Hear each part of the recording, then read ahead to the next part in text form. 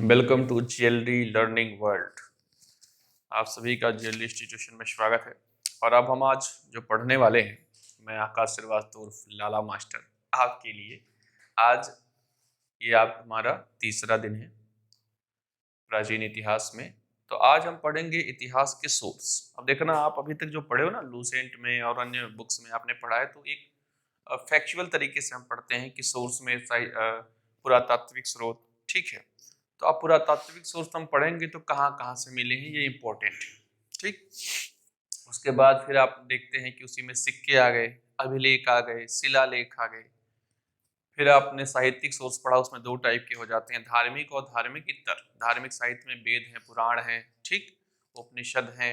इसके अलावा वेदांत हो गए, वेदांग हो गए, ये सारी चीजें, सूत्र हो गए, ये सारा हो गया। अब इसको आपको सबको रटना नहीं है बैठ के एक एक ठू, आपको ये समझना है कि इन सब में अंतर क्या है, क्या ये इतिहास को किस तरीके से बता पा रहे हैं, ठीक है, एनालिटिकल तरीके से। और फिर गैर इतर में आप उसमें फिर थोड़ा सा बौद्ध और जैन, इन दोनों के बारे में भी जानना है कि बौद्ध और जैन ने, क्योंकि जो आपको अशोक का इतिहास पता चलता है मौर्य वंश का, वो स्पष्टता ज्यादा अच्छे तरीके से बौद्ध और जैन ग्रंथों से पता चलता है। लेकिन बौद्ध और जैन ग्रंथ भी कई तरीके के हैं, तो हमको देखना वो ग्रंथ कौन से हैं जो स्पष्ट बातें कर रहे हैं। इसके अलावा ये तो धार्मिक साहित्य हो गई, फिर बहुत सारे अन्य लोगों ने धर्म से अलग लिखा है, जैसे पाणिनि का अष्टाध्यायी, पतंजलि का महाभाष्य, ठीक है। और कुछ विदेशी राइटर्स हैं जो भारत आए, तो उसमें आपके हो जाएंगे यूनानी और ग्रीक लेखक, ठीक है। ये लोग जो आए, हेरोडोटस तो आया नहीं था, लेकिन उसने वहीं हवाबाजी कर दी यूरोप में बैठे बैठे, जिसको इतिहास का पिता कहते हैं, द फादर ऑफ हिस्ट्री। तो हेरोडोटस भारत नहीं आया, वो वहीं से हवाबाजी कर रहा था कि भारत में ये है वो है। तो जब आए नहीं हो तो सुन के क्या लिख दोगे, तो इसलिए उसका तो प्रमाणिक है नहीं। तो ये भी देखना है प्रमाणिक किसका है, ठीक है। अब जो आए, सिकंदर के साथ आए थे बहुत सारे राइटर, ठीक है, आने से ग्रस्त थे। तो अब सिकंदर के साथ जो आए हैं वो तो सिकंदर की ही बड़ाई करेंगे, ठीक है। वो तो दिखाएंगे कि यार ये सिकंदर के आगे पूरा इंडिया एकदम झुका हुआ था।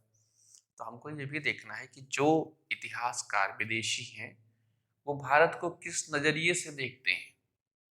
जरूरी नहीं है कि, ठीक है, प्रमाणिक है, वो भारत आए हैं, घूमे हैं, लिखा है, लेकिन प्रमाणिक होने के साथ साथ हमें उनका नजरिया भी जानना जरूरी है कि वो किस नजरिए से भारत को देख रहे थे और किस तरीके की चीजें लिखी, ठीक है।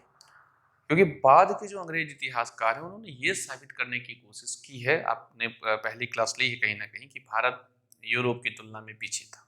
उनका मेन टारगेट यही था बताना कि भाई आप को हम गुलाम इसीलिए बना रहे कि आपको सभ्यता सिखाएंगे।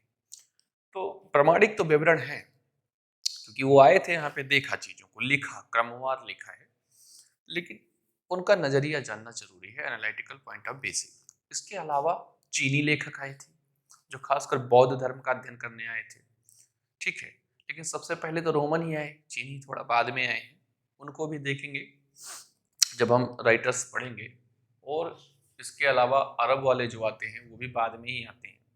तो सबसे इम्पोर्टेंट हमारा जो एनालिटिकल वे बनता है ना, वो रोमन वालों से बनता है, ग्रीक और रोमन से। तो इनको समझेंगे कि विदेशी राइटर हैं, कई हमारे लोग हैं जिन्होंने थोड़ा सा राजवंशों की भी जानकारी दी है, जैसे कश्मीर में, कश्मीर का इतिहास राजतरंगड़ी कल्हड़ ने लिखा है। तो उसमें कश्मीर के राजा राजा जो है ना, उनकी वंशावलियां मिल रही हैं। और इसके अलावा आप पढ़ सकते हैं चाणक्य का, कौटिल्य का अर्थशास्त्र, जिसमें मौर्य वंश की सामाजिक आर्थिक स्थिति की जानकारी मिलती है। कुछ लोग समझते हैं कि अर्थशास्त्र जो है वो अर्थशास्त्र ही है, नहीं, वो राजनीति शास्त्र भी है। इसीलिए चाणक्य के अर्थशास्त्र को, चाणक्य को दुनिया में अर्थशास्त्र का पिता नहीं माना गया, एडम स्मिथ को माना गया, ठीक है। जबकि एडम स्मिथ ने जो चीजें बहुत बाद में लिखी है, वो चीजें हमारे अर्थशास्त्र में बहुत पहले से हैं। खैर, अंग्रेजों को तो वो चाहिए बनाने के लिए, मूर्ख बनाने के लिए, उल्लू बनाने के लिए। उन्होंने बोला कि नहीं, तुम्हारे में राजनीति शास्त्र भी है, इसलिए ये नहीं माना जाएगा। भाई, राजनीति अर्थशास्त्र से अलग थोड़ी है, उन्होंने तो सही चीज लिखा था। अर्थ को राजनीति से आप अलग कैसे कर सकते हैं? तो उन्होंने सही चीज लिखा था, तुम अलग से केवल अर्थशास्त्र लिख रहे हो। क्या केवल अर्थशास्त्र पढ़ के या समझ के आप चीजों को अच्छे से समझ पाएंगे? आप राजनीति ही तो अर्थशास्त्र को देखती है, वही तो चला रही है।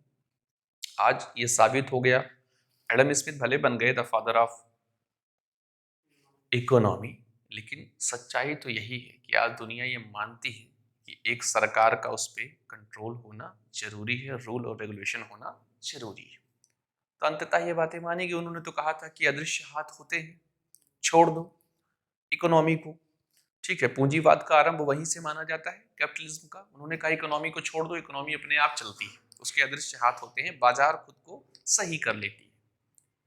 परिणाम 1929 की मंदी, भयानक मंदी, और अंततः लोगों को ये मानना पड़ा कि नहीं, एक गवर्नमेंट का होना जरूरी है। तो ये सारी सिद्धांत हम इकोनॉमिक्स में पढ़ेंगे। ये बताने का प्रयास कर रहे थे कि जो इतिहास है वो अर्थशास्त्र, राजनीति शास्त्र, अंतरराष्ट्रीय संबंध, इन सब का निचोड़ है। और आप जो यूपीएससी की तैयारी करने वाले लोग हैं, इनको हर जगह उस कनेक्टिविटी को मेंटेन करना है। आपसे केवल सीधा प्रश्न ये नहीं आएगा कि अच्छा तो आप अर्थशास्त्र पढ़ के आए हैं, इतिहास पढ़ के आए हैं, अच्छा तो बताइए जो है कि सिक्कों से भारतीय इतिहास का पता कैसे चलता है। इतना सिंपल प्रश्न नहीं आता है। यहाँ जो प्रश्न आते हैं, जैसे कल मैंने आपको एक प्रश्न दिया था, वो प्रश्न एनालिटिकल होते हैं, जिसमें कनेक्टिविटी की आवश्यकता होती है और उसके बाद विवेचना करने की आवश्यकता होती है। तो इसी परिप्रेक्ष्य में हम भारतीय इतिहास का अध्ययन करने वाले हैं। ठीक है, क्या क्या सोर्स हैं आइए जानते हैं। जैसे देखिए, जो सोर्स होते हैं उसमें भौतिक अवशेष हैं। अब भौतिक अवशेष में क्या होता है, खंडहर, राजा का किला, ठीक है, ये सब गिर गए। सिक्के, कॉइन्स, कुछ राजाओं की मूर्ति, जैसे कुषाण राजा जो थे वो बहुत हवाबाज टाइप के थे, उन्होंने तो अपनी मूर्ति उर्ति भी बनवा रखी थी कि देखो इधर मैं ही भगवान हूँ। क्या लिखते थे वो? लिखते थे स्वर्गपुत्र, देवपुत्र। ठीक है, तो ये ऐसी चीन से प्रभावित थे वो। तो ये सिक्के भी हमको जानकारी देते हैं। अगर रोमन सिक्के आपको साउथ इंडिया में मिलते हैं प्राचीन इतिहास के समय में, इसका मतलब ये है कि दोनों का व्यापार चल रहा था। अगर अशोक के सिक्के आपको या किसी अन्य के सिक्के, गुप्त काल के सिक्के पूरे भारत में मिल रहे हैं, तो उससे क्या पता चलता है कि इनका साम्राज्य कहां कहां तक था। दूसरी चीज आप ये पता कर सकते हैं कि स्वर्ण सिक्के ज्यादा हैं, तो आपको ये लगता है कि व्यापार उन्नत अवस्था में था। तो ऐसी चीजों को हमको पकड़ना है कि इससे पता क्या चल रहा है इतिहास में। ठीक है, सिक्के कहाँ मिले वो एसएससी वालों का प्रश्न है कि किसने ज्यादा चलाए, किसने कम चलाए, किसने सोना चलाए। हमको समझना इसका प्रभाव क्या था, क्यों ऐसा हुआ है। इसके अलावा हम साहित्यिक सोच देशी विदेशी देखेंगे। अब पहले हम पढ़ते हैं भौतिक अवशेष। ये जो भौतिक अवशेष है इसको समझना है। भौतिक अवशेष, इससे इतिहास का पता कैसे चलता है, समझने वाली बात ये। तो देखना, जो खंडहर थे उसमें कभी लोग रहते थे, है ना। पहले किले में रहते थे, जानवर थे, आदमी थे, पौधे थे। ऐसा तो नहीं कि पहले केवल आदमी थे, जानवर पौधे नहीं थे, सारी चीजें थी। तो इनके सबके अवशेष, हमारे जो अवशेष हैं वो पहाड़ों के पास, नदियों के पास, चट्टानों के पास मिले हैं। इसी को कहते हैं जीवाश्म। क्या कहते हैं? हाँ, तो ये जो भौतिक अवशेष में जीवाश्म आपका होता है, ये सबसे महत्वपूर्ण होता है। तभी तो हम डायनासोर का कोई जीवाश्म पाते हैं तो खुश हो जाते हैं, बस बस मिल गया लौंडा, इसको जो है इधर ही चेक करते हैं। तो मनुष्य, पौधे, पेड़, जानवर, सबके जो जीवाश्म होते हैं, चाहे वो नदियों के पास मिले हो, पहाड़ों के पास मिले हो, बलूचिस्तान में मिले हो, कहीं भी मिले हो, आदमी के हो या जानवर के हो या पौधों के, वो सबके सब हमारे इतिहास को समझने में मदद करते हैं। अब मैं बताऊंगा अभी कि कैसे कार्बन 14 विधि से उसको हम समझ पाते हैं। तो एक ये तरीका हो गया भौतिक अवशेष, किलो में कहीं पर भी अगर मनुष्य से संबंधित चीजें, जानवर, पेड़, पौधे, तो ये हमारे इतिहास को टाइमिंग बताने में मदद करते हैं। ठीक है, कार्बन 14 विधि से। दूसरा है कि जैसे इसमें आप देखेंगे तो इससे हमको कई चीजें पता चली, जैसे जो ताम्र पाषाण युग है, ठीक है, ताम्र पाषाण भारत में अभी लोग लिखना नहीं जानते थे, तो अब कौन लिखना जानता था कौन नहीं, ये भी इंपॉर्टेंट है, क्योंकि अगर उनकी लिखावट हम पढ़ लेते हैं तो उसका भी हमें फायदा मिलता है। दक्षिण भारत में ये सब भौतिक अवशेष में आ रहे हैं। ठीक है, दक्षिण भारत में बड़े बड़े मंदिर मिले हैं जो पत्थरों से बने हैं, पत्थर के मंदिर, पत्थर का स्थापत्य वहां है। जबकि जो हमारा पूर्वोत्तर क्षेत्र है, उत्तर का क्षेत्र, यहाँ जो मिले वो पकी ईंटों से मिले, पत्थर के नहीं है। तो पत्थर के जो मंदिर हैं विशेषता वो दक्षिण भारत में है। और जब आप पढ़ेंगे तो आपको, जब पाषाण पढ़ाएंगे तो आपको पता चलेगा कि महापाषाण युग भी दक्षिण से संबंधित है। बड़े बड़े पत्थरों के बीच में कब्र बनाना, ठीक है, तो ये भी क्या है, भौतिक अवशेष ही है, जो बचे हैं वो हमें प्राप्त होते हैं। अब हमको ये समझना है कि ये अवशेष जो हैं, ये खंडहर, ये चीजें हम कैसे जमीन से खुदाई करके कहीं से प्राप्त करते हैं। कहीं कहीं आपने सुना होगा ना कि एक शिंगोली सभ्यता आई थी उत्तर प्रदेश की, तो खुदाई हुआ तो उसमें रथ वगैरह निकला, उस पर रिसर्च चालू है अभी, तो उस पर भी ज्यादा बात नहीं करेंगे हम। तो खुदाई दो टाइप से होती है, उसे भी समझना है। ऐसा भी प्रश्न पूछ सकता है कि भारत में अगर क्षैतिज खुदाई हुई होती तो शायद इतिहास कुछ और होता। तुम्हें टेंशन हो गया एग्जाम में, क्षैतिज खुदाई क्या है बाबा। खुदाई पता था, भी क्षैतिज क्या है, लंबवत क्या है, फिलाना ढिमाका, इससे प्रभाव क्या होता, तो 2-3 लाइन में समझेंगे, ज्यादा नहीं। खुदाई का तरीका दो है, ठीक है, एक है क्षैतिज और दूसरा है लंबवत, ठीक है। इन दोनों में अंतर क्या है? लंबवत खुदाई गहराई में होती है, ठीक है, लंबवत मतलब लंबा। अब मान लीजिए हमको पता चला कि जहां मैं खड़ा हूं, किसी साहित्यिक सोर्स या अन्य चीजों से कुछ चीजें यहाँ निकल रही हैं, ईटा पत्थर कुछ मिल रहा है, बर्तन वर्तन, तो लड़कों ने हमको बताया कि गुरुजी, मास्टर साहब, इधर तो थोड़ा बहुत जो है चीजें मिल रही है, जरूर यहाँ कोई इतिहास रहा होगा, है। तो हमने सरकार को सूचित किया कि भाई देखिए यहाँ कुछ मिल सकता है।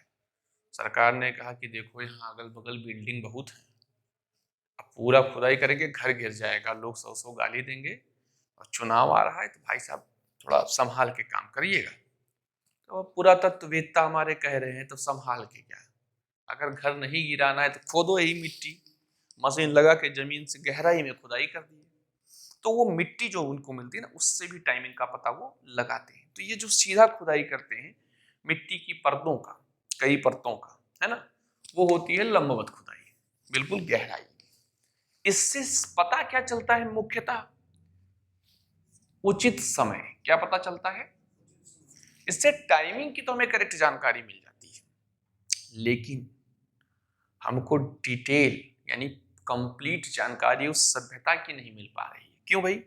देखना, मिट्टी पता चल गया, लेकिन गहराई में एक छोटे से एरिया में खुदाई किया है, तो क्या सारी चीजें उसी में मिल जाएंगी? अगर इस गहराई के साथ या गहराई को छोड़ के इसकी क्षैतिज खुदाई होती, क्षैतिज मतलब इस तरीके से समतल, है ना, इस पूरे एरिया को खाली कराया जाता, सब बैरिकेटिंग लगा दिया जाता, जैसे पोस्टमार्टम वालों का लगाता है, जब कोई मर जाता है तो देखते नहीं, चारों ओर फीता उतर लगा देते, बस इधर कोई नहीं आएगा। बैरिकेटिंग लगा के पूरी टीम आती है, ये सब घर वर हटा देती है, अगल बगल वाला पूरा चारों तरफ से उसकी खुदाई होती है, जैसे आवरण हटा दिया जाता है वैसे हटा के फिर वो शहर देखते, तो उसमें बहुत सारी चीजें मिल सकती थी, यानी संपूर्ण या अधिकतम जानकारी जो मिलती है वो क्षैतिज खुदाई से मिलती है। तो अब दिक्कत यह है कि हम कौन सी खुदाई करते हैं। भारत में जो अधिकतम खुदाई हुई है वो क्या है, लंबवत है या क्षैतिज? लंबवत है। क्षैतिज खुदाई में जहां पहले सभ्यताएं थी, चाहे वो मौर्य एम्पायर हो, चाहे वो हड़प्पा हो, वहां चाहे वो वैदिक काल हो, आज आदमी लोग रहते हैं। देख रहे हो हमारी जो जनसंख्या इतनी ज्यादा है कि दिल्ली में तो एक गली में 100 आदमी ऊपर नीचे रहते हैं, पूरी सिक्रेसी भंग है, आदमी धूप भी नहीं ले सकता है बैठ के, 4 लोग उसको भी देखने लगते हैं। अच्छा, तो यहाँ पर जो भारत में खुदाई हुई है अधिकतम वो क्या है, लंबवत खुदाई है, क्षैतिज खुदाई नहीं हो पाई। तो काल निर्धारण तो हम कर लेते हैं, समय निर्धारण तो हम अच्छे से कर ले रहे हैं, लेकिन कंप्लीट जानकारी हमें अपनी सभ्यताओं की मिलने में समस्याएं आ रही हैं। अब ये महंगा भी बहुत पड़ता है ना क्षैतिज वाला, पूरा एकदम ताम झाम करना पड़ता है, और दूसरा लोगों को विस्थापित भी करना पड़ सकता है। हाँ, तो ये दिक्कत आती है। तो आप समझ गए होंगे इसके बारे में। इसके अलावा इस अवशेषों को खोजने में जलवायु प्रभाव भी महत्वपूर्ण भूमिका निभाता है। अब आपको ये देखना है कि ये जलवायु प्रभाव कैसे भूमिका निभाता है। ठीक है, तो जलवायु प्रभाव भारत में दो टाइप का मामला है। पहला, जहां पर जलवायु उष्ण है या जिस एरिया में बारिश नहीं हो रही है। ठीक है, जहां शुष्कता है, उष्णता के बजाय आप कहिए शुष्कता है। ठीक है, इससे ज्यादा बढ़िया होगा शुष्कता। कौन सा एरिया है भाई? तो आपको पता चलेगा पश्चिमी भारत, राजस्थान, गुजरात, पश्चिमी उत्तर प्रदेश, कुछ इलाके महाराष्ट्र के, ये वो क्षेत्र हैं जहां बारिश कम होती है, शुष्क इलाके। देखिए, बारिश से चीजें खराब होती हैं। ठीक है, लोहा, ज्यादा पानी बरसेगा ना तो क्षरण हो जाएगा। तो पश्चिमी भारत से जो चीजें मिली हैं वो अच्छी अवस्था में है, चाहे वो लोहा हो, चाहे वो पत्थर हो, चाहे वो ईंटें हो, चाहे वो लकड़ी हो, तो उसमें थोड़ा सा हमें समझने में ज्यादा अच्छा होता है।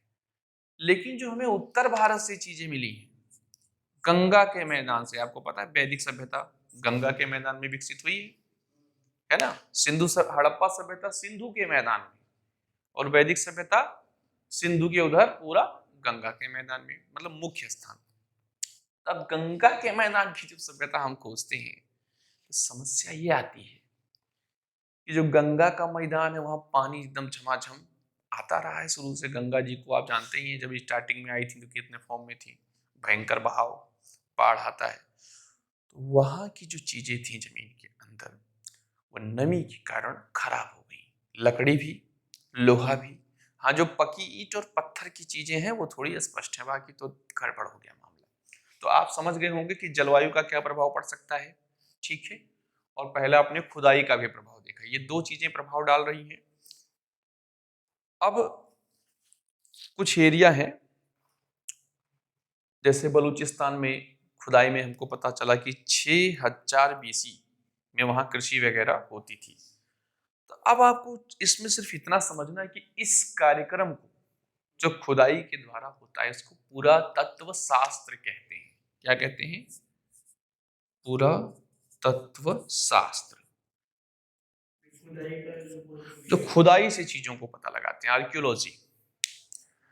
अच्छा, एक चीज आपको पता होगा भी, चलिए करंट से भी जोड़ देते हैं। प्रश्न पूछ सकता है कि पुरातत्व, ऐसा प्रश्न पूछ सकता है, पुरातत्व शास्त्र आज भी इतिहास को खोजने में महत्वपूर्ण भूमिका अदा करता है, ऐसा पूछे। और हाल ही में एक बहुत बड़ी घटना का भारत में इसने स्पष्टता ये बताया है कि ये इतिहास किससे संबंधित है। विवेचना करें तो आपका दिमाग काम करना चाहिए कि पुरातत्व शास्त्र ने अभी हाल ही में कौन सी इतना बड़ा काम किया जो बहुत पुराना था। कुछ आ रहा है समझ में? नहीं, वो तो है ही अयोध्या। अयोध्या देखिए, 500 वर्षों का इतिहास। लगभग मीर बाकी ने उस मंदिर को तोड़ा था और मस्जिद बनाया था। ठीक है, उस समय से ही विवाद हिंदू मुसलमानों का चला रहा है। फिर अंग्रेजों के टाइम से वो विवाद चल रहा है, फिर देश की आजादी के बाद वो विवाद चल रहा था, और अंततः बात इस पर आई कि ये मंदिर है या मस्जिद है। एक पक्ष कह रहा था मस्जिद है, एक पक्ष कह रहा था मंदिर को तोड़कर बनाया है। इसका कौन बताता?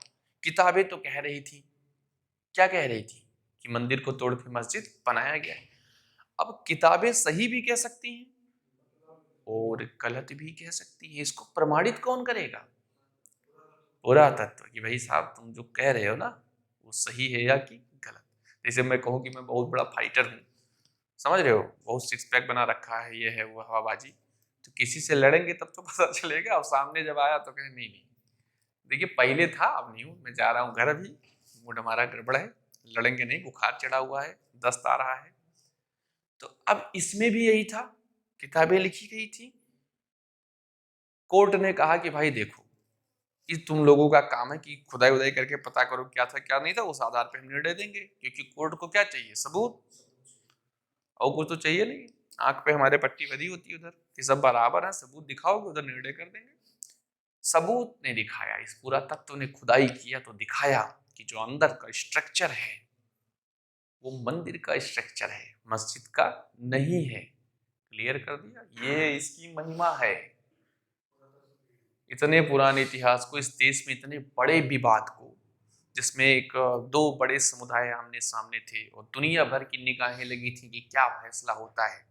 कुछ लोग इस करने में लगे थे कि मंदिर बन जाए तो हम दंगा करवा दें, मुसलमानों को चढ़ा दें, कुछ लोग कहते हिंदुओं को। लेकिन इसने साफ कर दिया पानी की तरह, भाई साहब कोई दंगा फसाद नहीं, जो है वो है, इस सामने मैंने लिख दिया, निकाल के देख दिया है, अब निर्णय खुद ही कर लो। अब सुप्रीम कोर्ट को निर्णय करने में कोई कठिनाई आएगी, या हाई कोर्ट को, किसी भी कोर्ट को कोई कठिनाई आएगी? सामने सत्य रखा है, दिख रहा है। अब अमेरिका या कोई भी देश उस पर क्या बोलेगा कि नहीं पूरा तत्व गलत है? बोल ही नहीं सकते, उसने निकाल के दिखा दिया है निर्णय पक्ष। तो सत्य ये उद्घाटित करता है, शास्त्रों का सत्य कितना है वो इस पर उचित बैठना आवश्यक है। ये क्लियर हो गया, समझ गए आप? अब हम अगला टॉपिक पढ़ेंगे, रेडियो कार्बन विधि। ठीक है, ये क्या होता है भाई? रेडियो कार्बन विधि या कार्बन 14, रेडियो कार्बन विधि या कार्बन 14, ये वो विधि है जिससे हम इतिहास के काल निर्धारण में आसानी से चीजों को समझ सकते हैं। अब तुम्हें समझना ये क्या है कार्बन 14। ये जीवित वस्तुओं में होता है, समझ पा रहे हैं? जानवर, आदमी, पौधे, जो भी जीवित हैं। तो आप जीवित हैं? तो आपके अंदर कार्बन 14, तो आप बता पाएंगे ना जीवित है कि नहीं। अगर आप जीवित हैं तो आपके अंदर कार्बन 14 है। तो प्रश्न ये, क्या मरे लोगों में नहीं होता है? होता है। जब जीवित में होगा तो जो मरेगा उसके अंदर तो होता ही। हाँ, मरने के बाद इसका क्षरण शुरू हो जाता है, समझ रहे हैं? धीरे धीरे। हाँ, ये कार्बन जो 14 है हमारे शरीर से धीरे धीरे कम होता है। और एक बात जो इम्पोर्टेंट है वो ये है कि समान अनुपात में कम होता है। मतलब एक निश्चित दर है इसके घटने का, कि मान लीजिए एक उदाहरण दे रहे हैं, ऐसा नहीं, मान लीजिए 10 साल में 1%, तो 20 साल में 2%, तो 30 साल में 3%। तो आपको कोई आदमी मिला तो उसका निकाला आपने तो पता चला 5%, तो आप बताए 50 साल पुराना आदमी है। आप समझ पाए इसका मतलब? तो ये जो कार्बन 14 हमारे शरीर में होता है, ये जीवित वस्तुओं के, जंतुओं के, ये एक निश्चित दर से क्षरण होता है। तो हम इससे 10-20 हजार साल का इतिहास बहुत क्लीन तरीके से उसकी टाइमिंग पता लगा सकते हैं। अभी नहीं कि आपको 1 लाख वर्ष तब नहीं पता लगेगा उतना अच्छा, लेकिन 10-20-30 हजार तक। मैं इसका ज्यादा इसलिए नहीं बता रहा हूँ कि बस इतना ही जानना है हमको, रिसर्च इस पे नहीं करना है, नहीं तो हाँ बस इतना ही समझना है कि ये है क्या। ठीक, इस पे रिसर्च नहीं करना, क्योंकि हमको बस उतना ही पढ़ना है जितनी हमारी आवश्यकता है। ठीक है, नहीं तो ये उसमें चला जाएगा केमिस्ट्री में। तो एक चीज समझ गए, कार्बन 14 क्या है? जो जीवित व्यक्ति के शरीर में होती है, मरने पर इसका क्षरण होता है, और इसकी समान अनुपात में क्षरण होने के कारण इस पे लोग, जो हमारे इतिहासकार हैं, उनको काल निर्धारण में आसानी होती है। तो एक विधि ये हो गया। इसके अलावा धातु, हड्डी, इनका साइंटिफिक परीक्षण, हड्डी मिला तो उसको वैज्ञानिक उसको अध्ययन करके बताएंगे। और मृदा का भी भूगर्भ शास्त्र द्वारा अध्ययन होता है, मिट्टी का अध्ययन कि कितनी पुरानी मिट्टी है। जैसे जानते हैं अभी ये है कमरा ना, इस कमरे में लोग आना जाना बंद कर दें, बाहर लॉक कर दो, कुछ ही महीनों में यहाँ धूल की परत जमी हुई मिलेगी, जबकि कोई यहाँ पर नहीं आ रहा है। ऐसा देखा है कि कभी घर में बंद करके गए 3 दिन बाद धूल भरा है आए तो कुछ दिन बाद, 3 दिन में नहीं होगा, टाइम लगता है, काफी समय लगता है। तो समझना ये है कि ये जो मृदा है ये अपने आप धीरे धीरे कवर करने लगती है जगहों को। मिट्टी वहां, आप जब कोई जगह खाली कर देंगे कभी ना, वो धीरे धीरे ऊंची हो जाएगी। हाँ, कहीं नहीं जाओगे ना आप, जैसे कोई ये यही कमरा आप 10 साल के लिए छोड़ दो, फिर आओगे तो यहाँ धूल का एक मोटा परत मिलेगा। वो धूल पटते पटते ऊंचा हो जाता है, अपने आप होता है ये प्रक्रिया, उड़ के आ जाता है, कहीं ना कहीं से वो आता रहता है। समझ गए?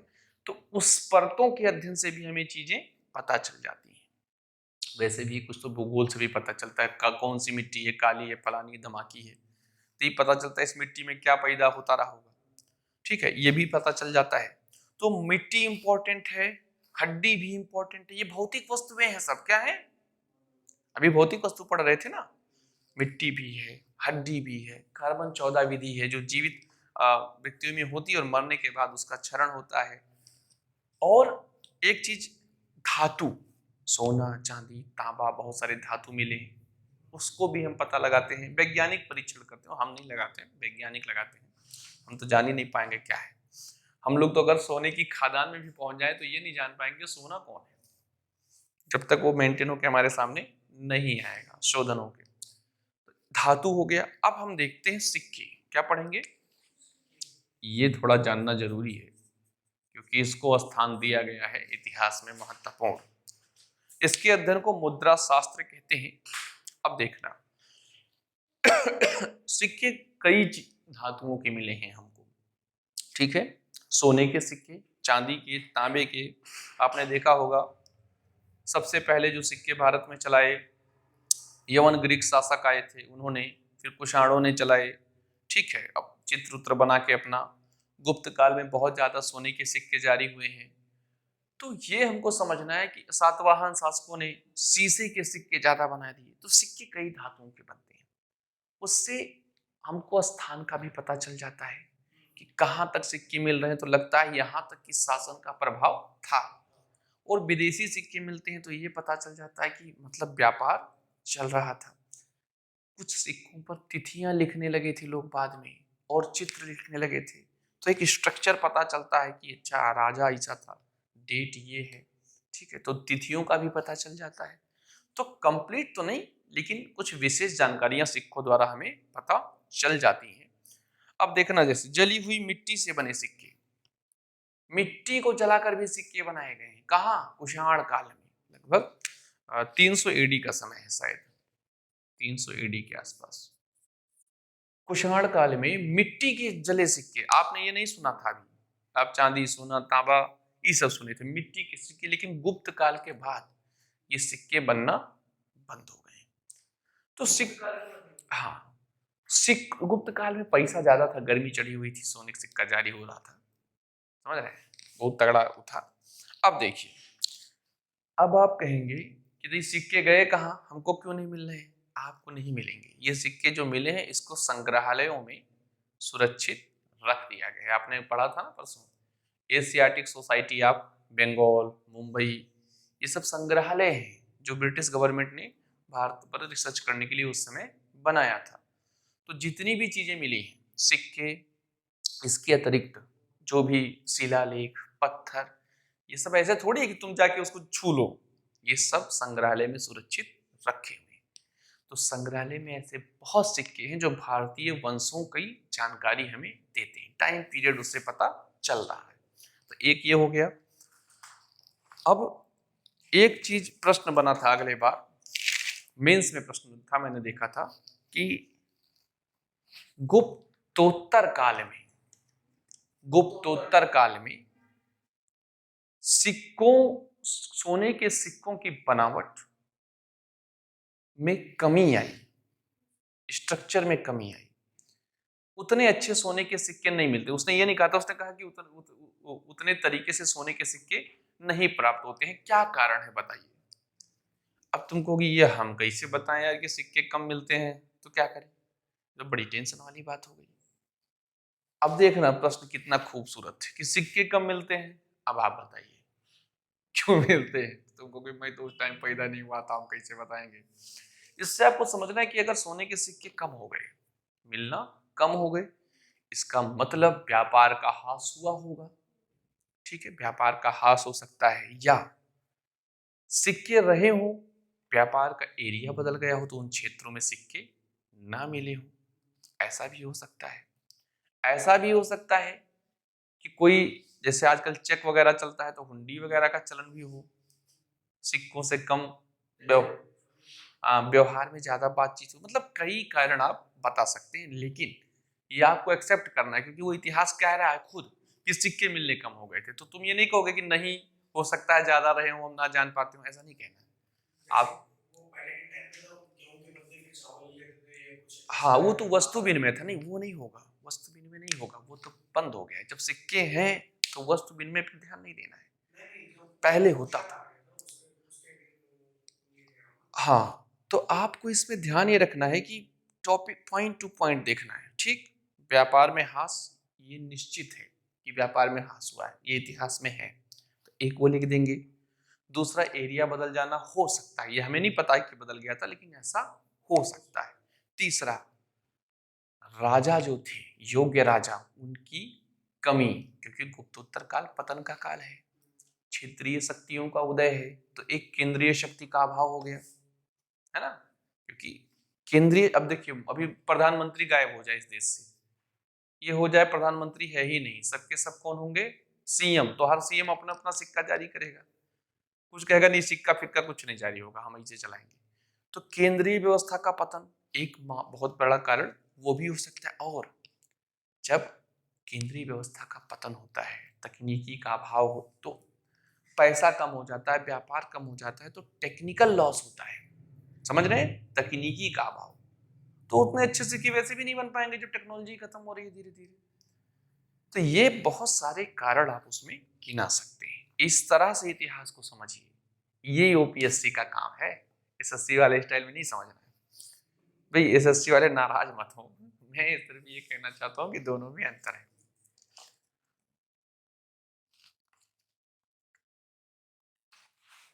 देखिए क्या क्या पढ़ चुके हम, भौतिक अवशेष हो गया, शुष्कता हो गई, ठीक है, ये सारे भौतिक अवशेष हमने पढ़ लिया, सिक्के, ठीक, कार्बन 14 विधि, इसके अलावा पुरातत्व से जो खुदाई होती है वो पढ़ लिया। अब हम उसमें भौतिक अवशेष में एक चीज जो देखेंगे, शिलालेख पढ़ेंगे, पत्थर पे लिखी कथाएं, शिलालेख, पुरालेख, एपिग्राफी, सब इसी के नाम है। अब आपको मैंने अभी थोड़ी देर पहले बताया कि जो पत्थर के अभिलेख हैं वो ज्यादा कहाँ मिले हैं, दक्षिण भारत में, साउथ इंडिया में। जो आज भी आप देखते हैं ना फिल्म वगैरह, साउथ की फिल्में बड़ी जबरदस्त मंदिर वगैरह दिखाती हैं, तो जो मंदिरों की खास खास बनावट है पश्चिम के अलावा, वो साउथ में मिली है, उत्तर में या पूरब में नहीं, समझ पा रहे हैं। तो पत्थरों के बड़े बड़े स्ट्रक्चर वो ज्यादा साउथ में मिले हैं, और इसीलिए जो मैसूर का संग्रहालय है, ठीक है, वहां सबसे ज्यादा कलेक्शन भी हुआ है, संग्रहण भी हुआ है। और इसके अलावा सबसे प्राचीन शिलालेख जो है भारत में जो मिले हैं वो 300 बीसी के आसपास है। भारत में मिलने वाले जो प्राचीन शिलालेख है, पुरानी शिला मतलब समझ रहे, शिलालेख मतलब पत्थर, अब वो चाहे टेढ़ा हो, सीधा हो, गोल हो, से मतलब नहीं, पत्थर, ठीक। अब पत्थर पे जो लिख दिया वही लेख हो गया। तो राजा लोग लिखते थे, लिखवाते थे, आदेश फलाना ढिमाका। तो ये जो मिला है इसकी भाषा क्या थी, ये इंपॉर्टेंट है। संस्कृत नहीं, हम यही गलती करेंगे, ऑप्शन में पूछ ले, इसकी भाषा है प्राकृत। उस समय जो लैंग्वेज का प्रभाव था वो थी प्राकृत, ठीक है। अब अशोक के अधिकतम अभिलेखों की भाषा यही है। तो 2-3 क्वेश्चन यहीं से क्लियर हो गए आपको। अच्छा, अब लिखा है संस्कृत कब मिला भाई तब, तो देखेंगे हम लेखों में जो संस्कृत हमें मिलता है, ये टेक्निकल चीजें थोड़ा समझो, वो 200 एडी के आसपास। संस्कृत शुरू कब हो गया, 200 एडी के आसपास, लेकिन जो संस्कृत का प्रभाव था वो 400 से 500 के बीच में हुआ है, ठीक है। तो अब एक प्रश्न आपसे पूछ सकता है कि संस्कृत का विकास कैसे हुआ, या कुछ इससे जुड़ा प्रश्न आ सकता है, ठीक है। तो आप सीधा ये नहीं बताएंगे नहीं संस्कृत तो आदिकाल से ही बहुत भयानक भाषा है, सब कुछ संस्कृत में ही था, नहीं, कुछ लोग ऐसा मानते हैं भारत में। मैंने बताया था ना, दो टाइप के इस समय द्वंद्व चल रहा है। तो वो कहेंगे कि प्राकृत क्या है। अगर तुम कह दो कि अशोक के शिलालेख प्राकृत मतलब संस्कृत की उतनी वैल्यू नहीं थी, तो कहेंगे तुम राष्ट्रद्रोही व्यक्ति, तुमने कहा कैसे कि संस्कृत की वैल्यू यहां से बढ़ी है 400 से 500 एडी। यद्यपि हाँ, 200 एडी से प्रारंभ था शिलालेख। मैं शिलालेख की बात कर रहा हूं, ध्यान रखना। शिलालेखों पे जो संस्कृत मिलनी शुरू हुई वो 200 एडी से, ठीक। और 400 500 एडी में उसके प्रभाव बढ़े हैं, जब वो राजभाषा की तरह से, खासकर आप कह सकते हैं गुप्त काल के बाद, ठीक है, तब उसका प्रभाव है। अब आप कहेंगे तो क्या इससे पहले संस्कृत नहीं था? भाई साहब था। किसमें था? किताबों में। और वो किताबें कौन सी हैं? वैदिक काल के साहित्य। अब वैदिक काल तो आपको 1500 से 500 तक जा रहा है ना? तो उसकी जो संस्कृति थी उसको हम कहते हैं प्राचीन संस्कृति। उसके बहुत सारे, हाँ हाँ, वैदिक युग 1500 से 1000 के आसपास है, ठीक है। और ये मैं कह रहा हूं आपसे कि 400-500 एडी में संस्कृत अच्छी हुई है। तो ये शिलालेखों की बात मैं कर रहा हूं। साहित्य में जो संस्कृत है वो तो वैदिक काल से है, लेकिन अंतर ये आपको समझना है कि जो प्राचीन संस्कृति है वैदिक साहित्य में और जो बाद की संस्कृति संस्कृत भाषा है, उनमें अंतर है। जब आप वैदिक साहित्य पढ़ेंगे ना, वेद, तो कई शब्द ऐसे हैं जिसका आज मतलब कुछ और है, आप समझ ही नहीं पाएंगे उन शब्दों को। जैसे गाय, तो गाय को संस्कृत में आप धेनु कहते हैं, ठीक है, धेनु मतलब गाय। और वहां क्या लिखा हुआ है? अघन्या। गाय को अघन्या लिखा है, ना मारने योग्य। तो ऐसे बहुत सारे शब्द हैं जो प्राचीन संस्कृति और आधुनिक संस्कृत में अलग अलग हैं। तो ये एक आप समझ पाए शिलालेखों के बारे में। अब जो सबसे अधिक शिलालेख मिले हैं वो है अशोक के। किसके? हाँ, अशोक। अब सम्राट अशोक का नाम तो आपने पहले भी सुन रखा है। पूरा उत्तर भारत से लेकर पूरब तक, उत्तर प्रदेश, बिहार, आपको पता मगध साम्राज्य, मौर्य साम्राज्य में जो मगध था वो सबसे शक्तिशाली था। और अशोक का नाम बार बार इसलिए आता है क्योंकि इस व्यक्ति ने कई कांड किए। जैसे अब चंद्रगुप्त मौर्य भी शक्तिशाली थे, लेकिन उन्होंने शिलालेख नहीं लिखवाए। उन्होंने जो किया उसको लिखवाया नहीं। वो तो मेघस्थ नीच की इंडिका हम पढ़ते हैं तब जान पाते हैं, या कौटिल्य के अर्थशास्त्र से जान पाते हैं। लेकिन अशोक ने अपनी हवाबाजी लिख दी है। जितना काम किया है सब पत्थरों पे चिपका दिया है। जैसे ये प्रधानमंत्री साहब हमारे हैं ना, कुछ करते हैं तो ये लिखते हैं पत्थर पे। आपने देखा होगा सड़कों पे उद्घाटन करते हैं किसी चीज का, तो पत्थर पे 5-6 मंत्री धमाके सब लिख देते हैं। लेकिन अब वो तो राजा था, तो थोड़ी सबका नाम लिखेगा। वो अपना लिखेगा कि मैं अशोक ऐसा बता रहा हूं। तो बहुत सारे शिलालेख मिले हैं अशोक के। तो अब बेचारे तो इसीलिए इसका नाम ज्यादा आता है। अच्छा, दूसरी चीज, धम्म का प्रचार, इसलिए भी अशोक श्रेष्ठ है क्योंकि बाकी लोग राजा थे, ये राजा भी था और धर्मात्मा व्यक्ति भी, समाज सुधारक बन गया ये बाद में। हाँ, कलिंग युद्ध के बाद इस व्यक्ति में जो बदलाव आया है, और इसने बौद्ध, ये तो अपने धर्म का प्रचार कर रहे थे अशोक, लेकिन लोग समझ रहे थे कि ये बौद्ध धर्म का प्रचार कर रहा है, क्योंकि इनके जो इन्होंने अपना एक आइडियोलॉजी बनाया, जो एक विचार बनाया, वो कहीं ना कहीं बौद्ध धर्म से प्रभावित था। लेकिन चूंकि एक राजा है तो कुछ तत्वों को इसने अलग किया था। तो अशोक के धर्म पे प्रभाव किसका है? बौद्ध धर्म का। ये भी आपको जानना है। तो अशोक के जो अधिकतर अभिलेख मिले हैं पूरे देश में मिले हैं, ठीक है, किस भाषा में है? प्राकृत। और किस लिपि में है? ब्राह्मी। आज जो हम लिखते हैं वो देवनागरी लिपि है। लिपि क्या है पहले इसको भी जान लो, नहीं तो आप कहोगे लिपि लिपि क्या होता है। नहीं, ये जैसे मैं लिख रहा हूं ऐसे ही लिखते हैं, इसमें कोई दिक्कत। अभी मैं बताऊं, हाँ वो मैं बताऊंगा, इसीलिए टेंशन मत ले, एकदम सारी चीजें बता देंगे पॉइंट टू पॉइंट। ये जो ब्राह्मी लिपि है ये पूरे भारत में प्राप्त हुई है, ठीक। इसकी लिपि ब्राह्मी और भाषा क्या है? प्राकृत। लिपि और भाषा में अंतर होता है। जो मैं बोल रहा हूं ये भाषा है, जो मैं लिख रहा हूं ये चिन्ह, ये लिपि है। तो बोलिए आप कुछ भी, जब तक चिन्हों का विकास नहीं कर लेंगे, ठीक है, तब तक आप लिपि का अपना एक व्याकरण होता है, समझ रहे हो? तो ये लिपि है। अच्छा, जैसे मैंने कहा देवेश, अभी इंग्लिश में कहा कि हिंदी में कहा कि उर्दू में कहा, जान पाओगे? नहीं जान पाओ, ये भाषा है। और जब मैंने ऐसे लिख दिया, ठीक है, तो इंग्लिश हो गया, ऐसे लिख दिया तो हिंदी हो गया, ऐसे लिख दिया तो ये उर्दू हो गया। उर्दू आता नहीं मुझे, ऐसे लिख देंगे समझ गए? तो सोचना कि अच्छा ये भी लिखा है। तो लिपि किस लिपि में मिले अशोक के अभिलेख? ब्राह्मी। भाषा क्या थी? प्राकृतिक। एक प्रश्न और खड़ा होता है भाई कि क्या अशोक के अभिलेख किसी और भाषा में मिले? तो हाँ, अशोक का जो भारत का ये एरिया है उत्तर पश्चिम, कौन सा एरिया? वो चित्र बना है आप देख सकते हैं, उत्तर पश्चिम यानी पाकिस्तान अफगानिस्तान का क्षेत्र। यहां जो लिपि मिली है वो खरोष्टी है। कौन सी लिपि है? हाँ, खरोष्टी। उत्तर पश्चिम, पाकिस्तान अफगानिस्तान जहां है देख लीजिए, वैसे पता चल जाएगा नॉर्थ वेस्ट उत्तर पश्चिम। तो जो आप प्रश्न पूछ रहे थे ना, खरोष्टी लिपि, ये दाएं से बाएं लिखी जाती है, समझ गए?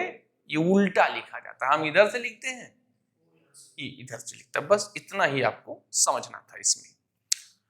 अच्छा, पाकिस्तान अफगानिस्तान के पास कुछ और लिपियां भी मिली हैं, ग्रीक और अरामेक। कौन सी लिपि मिली है? Greek, Aramaic. इसका मतलब यूनान का प्रभाव उन क्षेत्रों पर, उन भाषाओं का भी प्रभाव थोड़ा बहुत था, ठीक है। तो हमारे यहाँ प्राकृतिक भाषा मुख्यतः थी, ब्राह्मी लिपि थी। भारत के थोड़ा उत्तर पश्चिम में खरोष्टी लिपि भी विकसित थी। अब देखना, ये जो खरोष्टी लिपि का विकास है ना, ये हमारे क्षेत्र से नहीं हुआ, किधर से हो रहा है? इधर से हो रहा है, पश्चिम मध्य एशिया के साइड से, पश्चिम के साइड से हो रहा है, समझ रहे हो? तो पश्चिम साइड में ग्रीक, अरामीक और खरोष्टी लिपियां आ रही हैं, लेकिन अधिकतम अभिलेख किस भाषा में है? प्राकृतिक भाषा और ब्राह्मी लिपि। इतना क्लियर हो गया शिलालेखों में। और एक चीज और भी जान लीजिए, गुप्त काल तक ये ब्राह्मी लिपि बनी थी, क्योंकि आपको पता है उसके बाद तो संस्कृत का भौकाल बढ़ गया। तो ये इतना हो गया। और देखते हैं, हमको ईरानी शिलालेखों ने सबसे पहले जानकारी दी। भारतीय इतिहास में मुख्य जानकारी किसने दी? ईरानी शिलालेखों ने। लगभग 500 से 600 बीसी, 500 से 600 बीसी। अब देखना, मैंने क्यों कहा ईरानी शिलालेखों ने सबसे पहले जानकारी दी? अशोक के शिलालेख 300 बीसी के हैं, और ये, ठीक। तो ईरानी शिलालेखों की जो भाषा है वो है सेमेटिक भाषा। सेमेटिक, ये भी पूछ सकता है, सेमेटिक भाषा। और इसकी जो लिपि है ना, वो है कीलाकार लिपि। अब कई लिपियां आपके सामने आ गई हैं, आपको समझना, ध्यान से समझिएगा। हड़प्पा सभ्यता की जो लिपि थी वो चित्राक्षर लिपि है, ठीक है। हाँ, जिसमें ऐसे चिन्ह बनाए गए हैं जो चित्रों द्वारा समझा जा सकता है, लेकिन हम लोग समझ ही नहीं पाए क्योंकि उसे हम पढ़ नहीं पाए। इसीलिए हड़प्पा सभ्यता को इतिहास नहीं कहा जाता है, आदि इतिहास कहा जाता है, समझ गए? तो उसको हम समझ नहीं पाए। लेकिन ये जो ईरानी भाषा है, सेमेटिक, ईरानी लिपि है कीलाकार। ऐसे कीला मार देते ना दीवार में, ऐसे पता नहीं कैसे चिन्ह बना है कीला टाइप का, इसको हम समझ गए, ठीक है। और पता चला कि अशोक के अभिलेख या भारत के इतिहास की जानकारी, इसमें तो भारत के इतिहास की जानकारी है, उन्होंने सिंधु के पार आक्रमण किया था तो वो इसमें लिखा हुआ है, ठीक। तो भारत के बारे में यहाँ जानकारी मिलती है ईरान से सबसे पहले। तो ये पता चल गया ईरान में जो शिलालेख मिला उसमें क्या लिखा है, सिंधु पार आक्रमण के बारे में, ठीक है, जो ईरान ने किया था। और ये लिपि कीलाकार लिपि है। तो लिपियों का भी बहुत महत्वपूर्ण स्थान है, ठीक है, भारत के इतिहास को खोजने में, जो शिलालेखों से प्राप्त होती हैं। अब देखते हैं अशोक। तो भारत में अगर किसी का भी नाम पूछेगा शिलालेख, तो चुपचाप सिर्फ एक नाम याद रखना है, माय फ्रेंड अशोका। किसको याद रखना है? My friend Ashoka. बाकी सब जो है शोक वाले व्यक्ति हैं। सिर्फ अशोक ऐसा है जिसने कांड बड़े बड़े किए हैं और लिख दिया है, देखिए ये कांड मैंने किया है, ठीक है। तो इसलिए अशोक इंपॉर्टेंट है, पत्थर पे लिख दिया है। कहते नहीं है कि जो है तुम लोग पहले लोग लव लेटर कागज में लिखते थे फलाना दिमाग, लेकिन कुछ आशिक ऐसे होते थे जो बड़े बेरहम होते थे, वो आशिक पत्थरों पे लिख के चले आते थे, पेड़ों पे लिख देते थे, है नहीं। कभी आप जाएंगे घूमने पुराने जगहों पे, और एक दिन में हिस्टोरिकल प्लेस आप घूमने जाएंगे ना, कुछ वहां भी लिख के चले आते हैं अपनी प्रेम कथाएं, ऊपर अपना नाम, नीचे लड़की का नाम, बीच में दिल बनाया और तीर मार दिया एक और लिख दिया। तो ये लोग भी अशोक बनने का प्रयास करते हैं, लेकिन वो खुद का विलेख बनवाता था, ये दूसरे पे लिख के चले आते हैं। तो ये होता है। अब देखो, अब जो नई पीढ़ी है जो सिर्फ एक चीज जानती है, मोबाइल, इंस्टाग्राम, फेसबुक, गेम, और कुछ नहीं जानती। ये जब जाएगी ना तो नए जो जनरेशन ये देखेंगे ये दिल बना के ऊपर नीचे क्या लिखा हुआ है, तब ये भी अध्ययन करेंगे जिनको पता चलेगा अच्छा ये प्यार के इजहार का एक तरीका था, ये तरीका बचा है, खत्म हो रहा है, ये पहले था। शौचालय में लिख दो नाम, ऊपर नीचे दिल बना दो। ये नए जनरेशन इस तरीके को नहीं सीख पा रहा है, क्योंकि वो तो उसमें कार्टून में व्यस्त है। तो समझ रहे हो शिलालेखों की वैल्यू कितनी ज्यादा है। अशोक को याद रखना है। अब देखना, अशोक 14वीं सदी में एक गरीब व्यक्ति जिसने प्रयास किया था, 14वीं सदी में था फिरोज तुगलक, सल्तनत काल। कौन था? इनको दो अभिलेख मिल गए थे अशोक के। कहां मिले?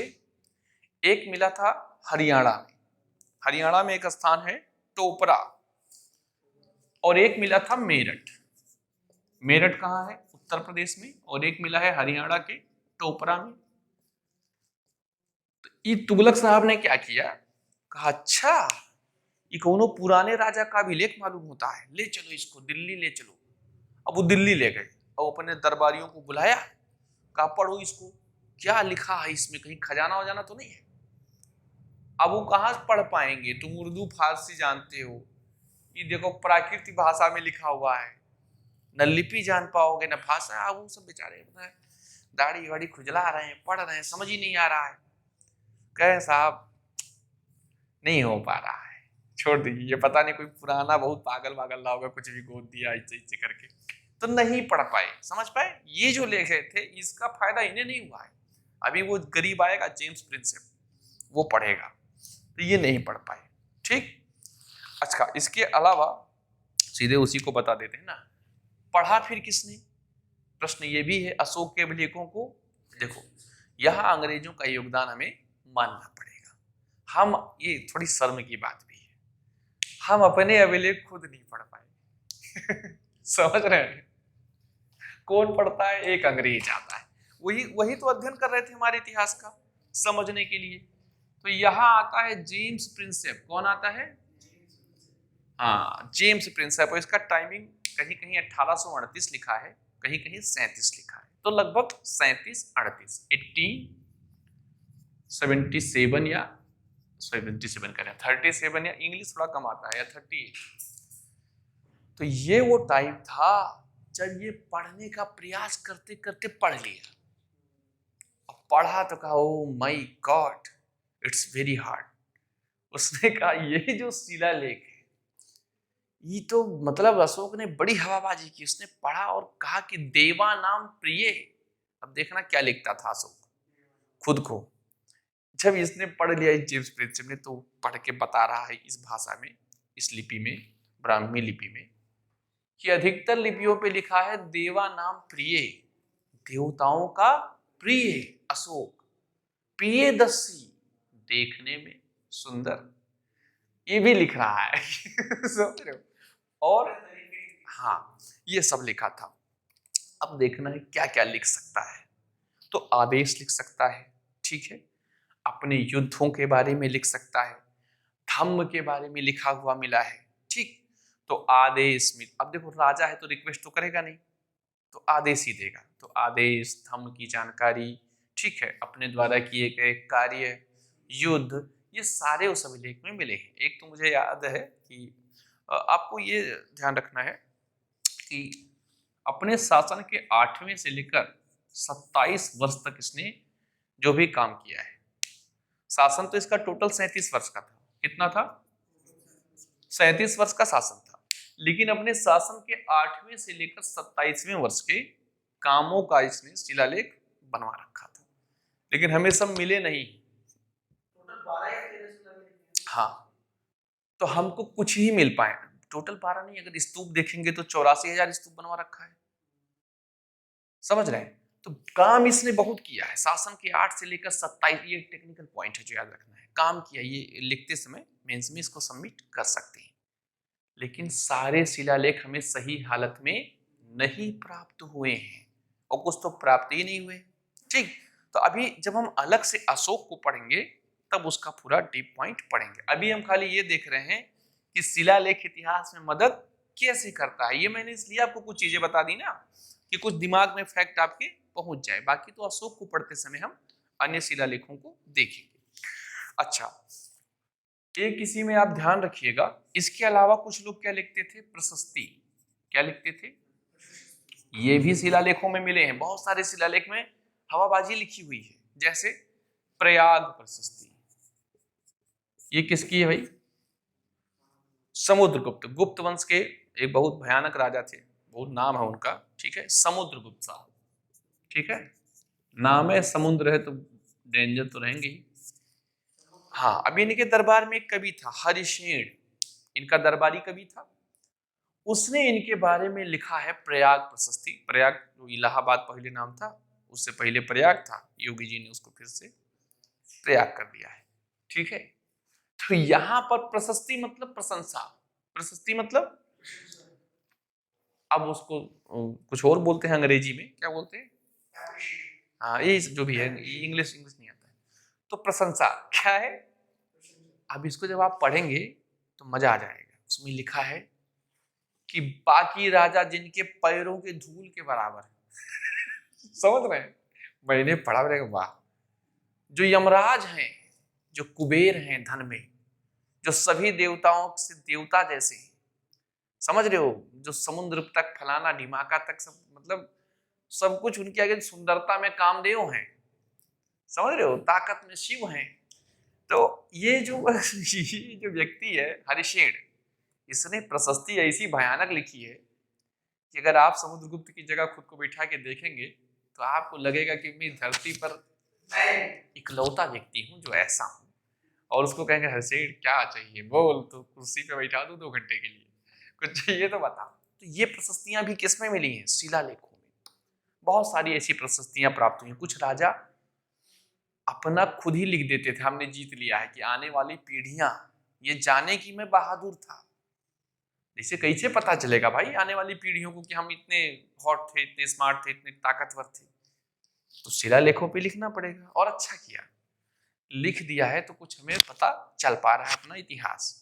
लेकिन इससे ये पता चलता है कि कहीं कहीं हवाबाजी भी की गई है, अतिशयोक्ति। क्या है? अतिशयोक्ति। अब क्या आपको लगता है कि इतने सुंदर थे कामदेव जी से?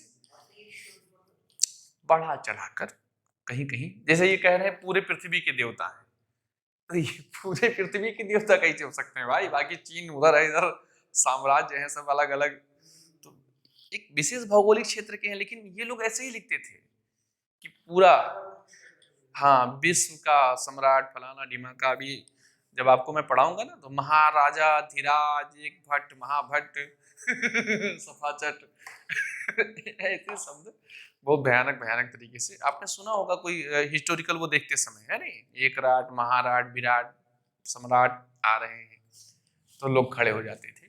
तो लेकिन ये है, ये महान है, मतलब बहुत अच्छे अच्छे काम किए। तो समझ में आ गया शिलालेखों का प्रभाव, भौतिक अवशेष। अब हम अच्छा, किन किन भाषाओं में मिले हैं? तो प्राकृत में ज्यादा मिले हैं। अशोक के शिलालेख ब्राह्मी लिपि में, खरोष्टी, अरामीक और ग्रीक लिपियां उत्तर पश्चिम भारत में मिली। इसके अलावा संस्कृत, तमिल, तेलुगु में भी मिले हैं, लेकिन कम मिले, ज्यादा ब्राह्मी। अब हम पढ़ेंगे साहित्यिक सोर्स। क्या पढ़ेंगे? ये थोड़ा एनालिटिकल हम लोग समझ रहे हैं, नहीं तो लूसेंट में तो आपको फैक्ट मिल जाएगा। साहित्यिक सोर्स देखिए, अब देखो, लिखने वाला कहानी, साहित्यिक सोर्स मतलब लिखने वाली बातें। अब इसमें कई टाइप के मैंने आपको बताया था, एक धार्मिक है, एक गैर धार्मिक है। धार्मिक में भी हिंदू वाला, बौद्ध वाला, जैन वाला अलग अलग है। तो हम दो जगहों का देखेंगे कि हमारा इतिहास कहीं बाहर से भी पता चलता है। तो मध्य एशिया में जो, देखिए पहले ना कागज नहीं था। आपको क्या लगता है कि, हाँ, आपको लगता है कि वैदिक काल कहीं कागज पे बैठ के लिख रहा था कि रबड़ से मिटा? ताम्र पत्र थे भारत में, ठीक है, उस पे लिखे जाते थे। ये मध्य एशिया को हम थोड़ा सा पढ़ते हैं। ये गरीब जो मध्य एशिया वाले हैं, इन लोगों ने भी हमारे इतिहास के बारे में लिखा है, ठीक है। लेकिन ये किस पे लिखते थे? हाँ, मध्य एशिया, देखना मध्य एशिया आपको वहां दिखेगा भारत के ऊपर। भेड़, चमड़े और लकड़ी के पाटों पर, किस पर ये लिखते थे? भेड़, चमड़े, भेड़ का भी मार के चमड़ा ही निकालते होंगे, और लकड़ी। तो ये लोग इस पर लिखते थे इतिहास को। बेचारा भेड़ भी सोच रहा होगा कि मुझे इतिहास बना के इतिहास लिख रहे हो, उसके बाद भारत में अरे बेचारा उसको मार के उसका इतिहास बनाया, फिर उस पर लिख रहा।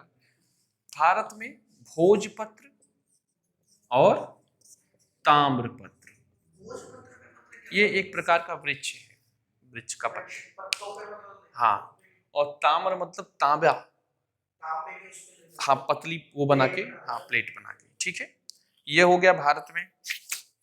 अब हमको ये देखना है कि क्या मिले हैं साहित्य में। तो देखना, पहले भी बताया हूं, अधिकतर साहित्य धार्मिक है, जिसमें वेद हैं, पुराण हैं, वेदांग हैं, उपनिषद हैं। अब देखना, वेद जो है उसमें क्या है, वो जब मैं अलग से पढ़ाऊंगा तो डिटेल्स बताऊंगा, अभी मोटा मोटा बता देता हूँ। वेदों में प्रार्थनाएं हैं, जैसे ऋग्वेद है सबसे प्राचीन, ठीक है, टाइम वही हो जाएगा 1500 के आसपास बीसी में। तो उसमें देवताओं की स्तुतियां हैं, प्रार्थनाएं हैं। लेकिन जो बाद के वेद आए हैं उसमें कुछ और चीजें डाली गई, ठीक। उसमें क्या डाला गया? जादू, टोना, विवाह, मेडिसिन, ये सारी चीजें। हाँ, ये तीनों वेद जो बात के हैं, एक वो है आपका सामवेद, जिसको संगीत का जनक कहते हैं। तो ये सब जब हम वैदिक काल पढ़ेंगे तो डिटेल से पढ़ेंगे। मतलब अभी मैं सिर्फ ये बताना चाह रहा हूँ कि साहित्यिक सोर्स में अधिकतर धार्मिक है।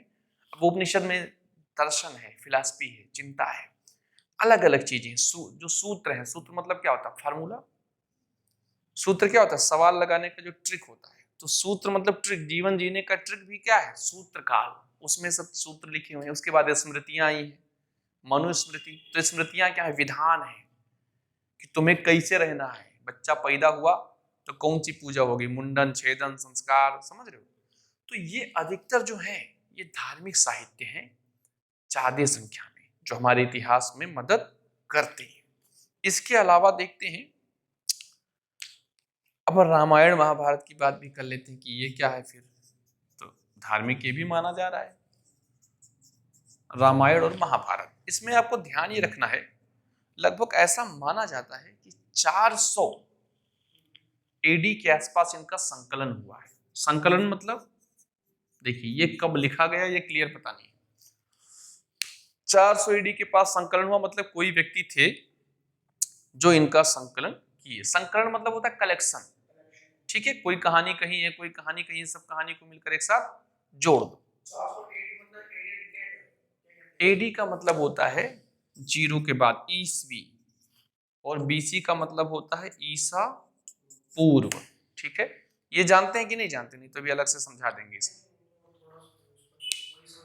चलो अभी मैं बता देता हूँ एडी और बीसी का मतलब। देखिए, जब इतिहास की खोज शुरू हुई तो एक भयानक टेंशन ये था कि टाइम का निर्धारण कैसे किया जाए। समझ रहे हो? तो एक समस्या है कि भाई पुराना, बहुत पुराना चीज तो हमको पता नहीं है, और नया वाला जो आ रहा है ये पता है। तो किसी एक टाइम को ब्रेकअप पॉइंट मान लिया जाए, पुराने टाइमों का ब्रेकअप पॉइंट, ठीक, और वहां से नया टाइम शुरू किया जाए। तो ईसा मसीह का जो जन्म है, भाई अंग्रेजों का जमाना था, तो ईसा मसीह के जन्म को जीरो मान लिया, ठीक। अब आज से 7 लाख 10 लाख साल का इतिहास में स्पष्टता पता नहीं है, तो उसको हम घटते क्रम में रखते हैं। 10, 9, 8, 6 ऐसे ऐसे आके जीरो हो जाएगा। तो जो बीसी होगा वो कैसा होगा, घटता क्रम, कैसा होगा, घटते क्रम में आएगा। और जो ईसवी यहाँ जीरो, यहाँ पे आगे बीसी जीरो पे खत्म, यहां से क्या शुरू होता है, एडी ईसवी, ये बढ़ते क्रम में चलेगा क्योंकि अभी टाइम बढ़ रहा है हमारा, पीछे वाला टाइम घट रहा था, तो एक को जीरो मान लिया। यहाँ तो बीसी घटते में मिलेगा और ईसवी बढ़ते क्रम में मिलेगा। ठीक है, तो जहां से जीरो आ जाएगा वहां से आपको जोड़ना है एडी की बात, तो आगे आगे बढ़ेंगे, बीसी की बात तो पीछे करेंगे। ठीक है, अब देखते हैं रामायण महाभारत में ऐसा कहा जाता है कि बहुत सारी कल्पनाएं हैं, मिथक हैं, तो इस पे हम बाद में बात करेंगे कि भाई क्या बात है ऐसा। लेकिन अभी जो रामायण था इसको समझना है अगर आप, तो देखिए इसमें पहले 6000 श्लोक थे, फिर 12000 श्लोक हुए, फिर 24000 श्लोक हो गए। इसका मतलब समय के साथ साथ इसमें चीजें जुड़ी हैं, एक जैसी नहीं थी। महाभारत में नहीं, रामचरितमानस नहीं, वाल्मीकि रामायण। हाँ, अभी तो हिंदी विकसित ही नहीं हुआ है, समझ रहे हैं, हाँ, हिंदी अवधि बाद में विकसित होगा। फिर भारत महाभारत, इसका नाम जय संहिता भी है। ठीक है, तो इसमें उस समय 8800 श्लोक थे, फिर बाद में 24000 हुए और अब 1 लाख, 1 लाख से अधिक श्लोक हैं। तो अब इसको सत सहस्त्र संहिता कहा जाता है, 100,000 श्लोक। ठीक है, महाभारत का नाम हो गया। अब इसमें है क्या, तो भारत वंश की कहानी है। ठीक है, उसमें 2 लोग आपस में लड़ते हैं, तो आपको पता है कि भी इसका इतिहास में क्या महत्व है महत्व। देखिए इन चीजों से हमको उस समय के एक टाइम पीरियड का सामाजिक स्थिति, आर्थिक स्थिति और संस्कृति, कल्चर, रीति रिवाज, मान्यताएं, इनका पता चलता है। समझ रहे हैं, ये सारी चीजें हमको रामायण महाभारत से पता चलती है। अब जैसे अगर रामायण की बात करें तो 5वीं सदी बीसी से लगभग 1200 एडी तक, कब से, 5वीं सदी बीसी से लेकर, यानी 5वीं सदी मतलब 500 बीसी से लेकर 1200 एडी तक चीजें किससे पता चलती हैं, रामायण से।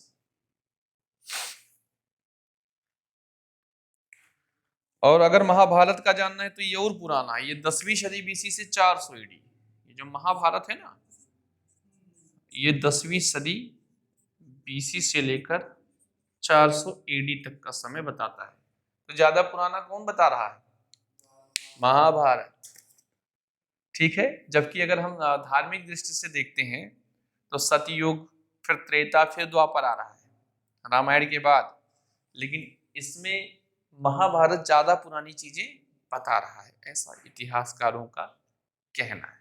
ठीक है, अब आगे बढ़ते हैं, ये हो गई। फिर एक आता है प्राचीन बौद्ध ग्रंथ और जैन ग्रंथ।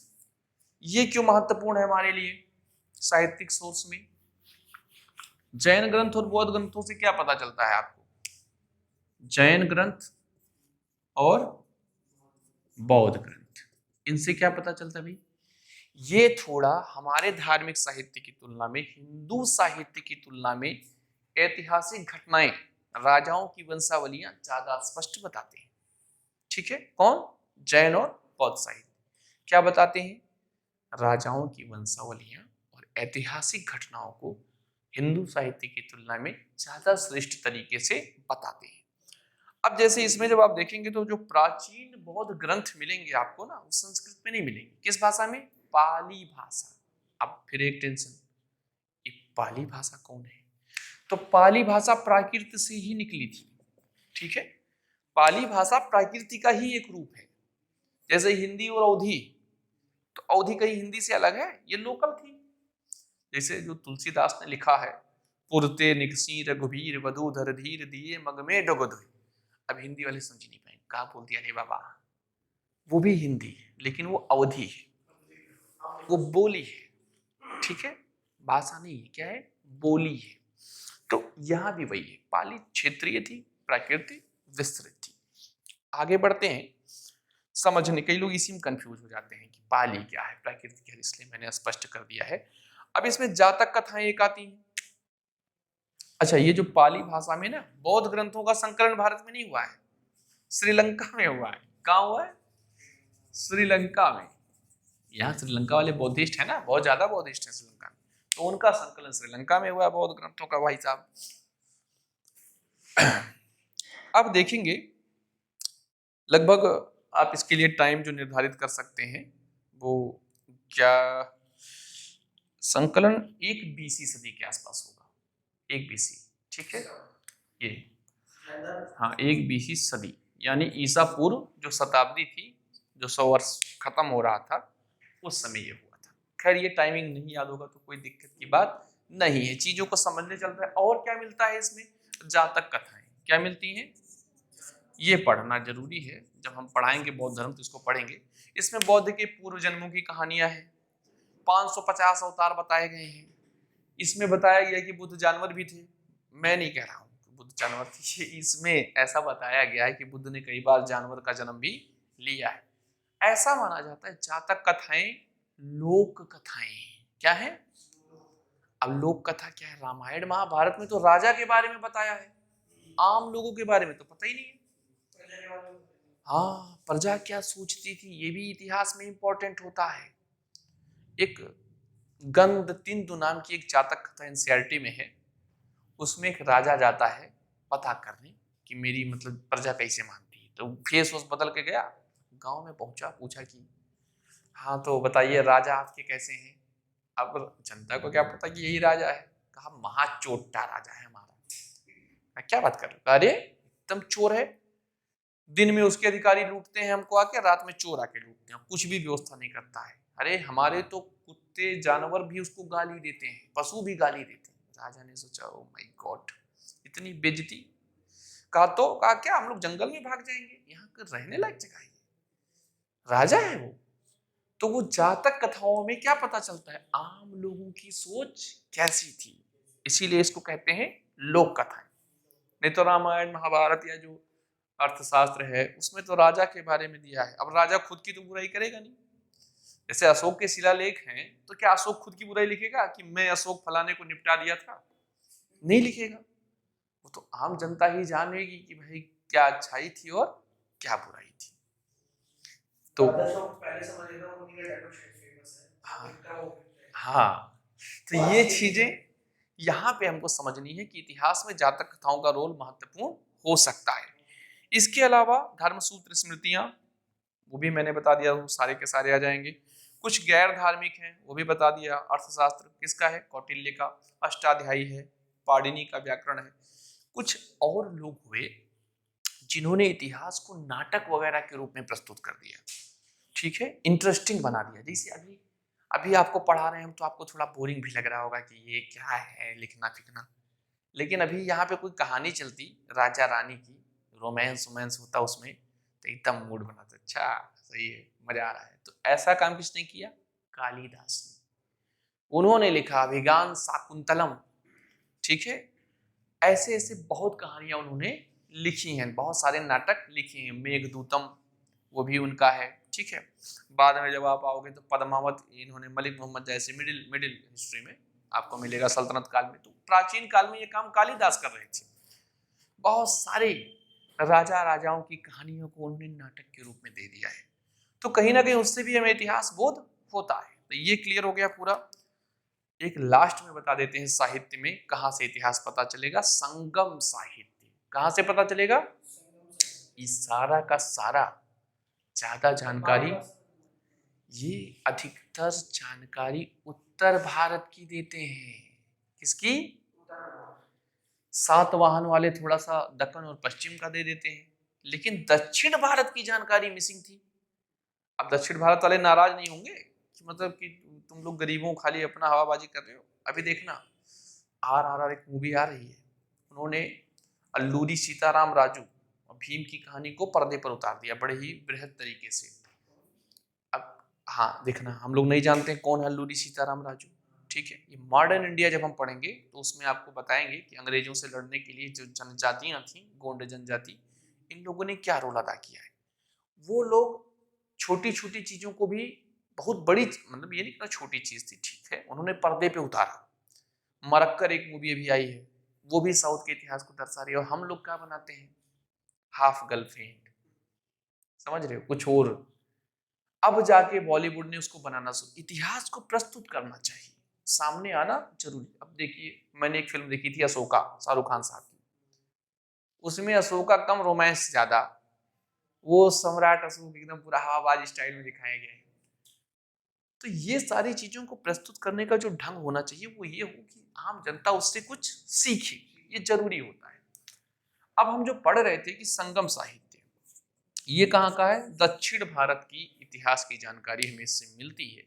यहाँ संगम मतलब मीटिंग होता था, कवि सारे जाते थे, एक साथ बैठ के मीटिंग वूटिंग करते थे और बहुत सारी कविताएं लिखते थे, जिसमें राजा रानी की कहानियां, कुछ की प्रशंसा। अब इनके यहाँ जो कवि होते हैं, देखिए, राजा के यहाँ जो कवि होगा उसका एक काम होता था कि हाँ, कि वो राजा की तारीफ करे। तो तारीफ करेगा तो पाएगा, तो उसको भी लिखेगा कि ये राजा बहुत दिलदार है। एक गाना लिखते हैं इसके लिए, एक कविता, तुम सोना देता है, मोहरे देता है, खाना देता है। तो ये सारी चीजें भी यहाँ होती थी संगम साहित्य में। तो यही सब वर्णन है इसमें, ठीक है, नायक नायिका युद्ध। हाँ, इसमें एक चीज का उल्लेख हमें याद रखना है, यवनों के बारे में, ठीक है। अब यवन शब्द जो इस्तेमाल हुआ है, ये शायद रोम वालों के लिए, यूरोप वालों के लिए इस्तेमाल हुआ है। ये रोम वाले काली मिर्च ले जाते थे, यहां से ये लिखा है, यहाँ एक बंदरगाह है कावेरी पत्तनम, ठीक है। तो ये लिखा है कि वो अपने जहाजों से आते थे कावेरी पत्तनम में और इनसे काली मिर्च लेते थे। क्या लेते थे? तब अब राजा काली मिर्च दे रहा है तो वो भी कुछ लेगा ना, तो क्या लेता था? शराब और दासियां। शुरू से इंडियन सब रंगीले हैं, साउथ वाले भी क्यों रंगीले नहीं है, शराब ले रहा है और दासियां वो अंग्रेज टाइप की। देखो साउथ वाले थोड़ा सा हमारे सांवले हैं, तो वो देखे होगा ना, अंग्रेज लड़की गोरी गोरी का इधर स्वागत में भेजना, हमारे थोड़ा सेवा हुआ करेगी। तो दासी और शराब ले रहे थे और दे रहे थे काली। ये लिखा कहाँ है?